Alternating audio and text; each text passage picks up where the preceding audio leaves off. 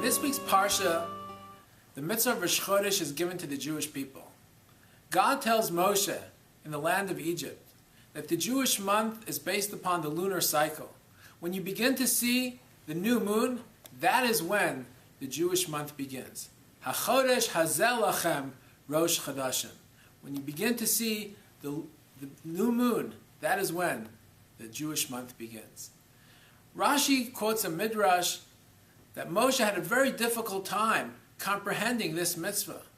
In fact, Moshe had such difficulty with this that God actually had to show him an image. HaChodesh hazel lachem. This is the way the moon looks when the month begins. This is seemingly very bizarre, because Moshe was in fact a very bright individual. He was in fact the leader of the Jewish people. Why was something so seemingly simple so difficult for Moshe to understand? The commentaries point out something very interesting in general about mitzvahs.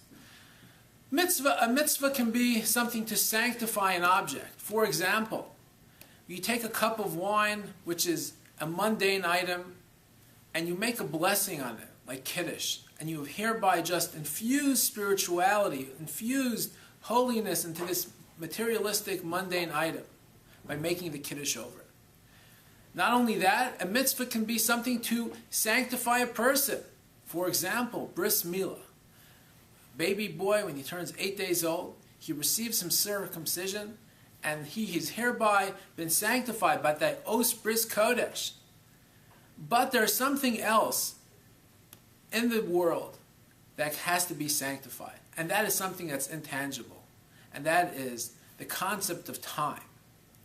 Time is our most precious resource, a very scarce resource indeed, but very precious. How do we sanctify our time? That is the mitzvah of Rosh Chodesh. Moshe had a difficulty comprehending this.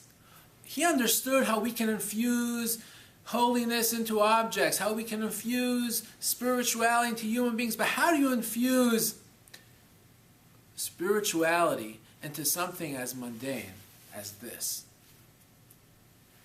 That's what Moshe had difficulty comprehending, till God told him, HaChodesh hazel lachem Rosh Chodashim.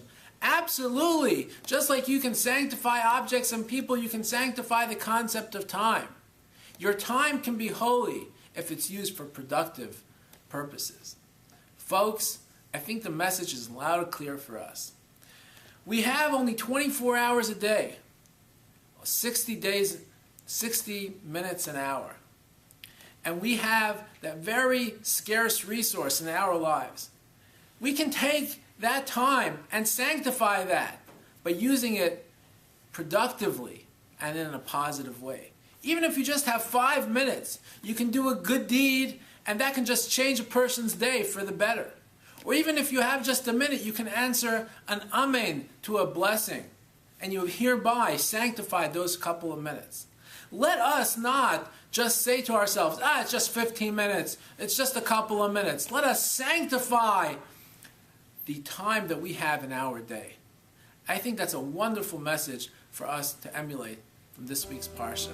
Have a wonderful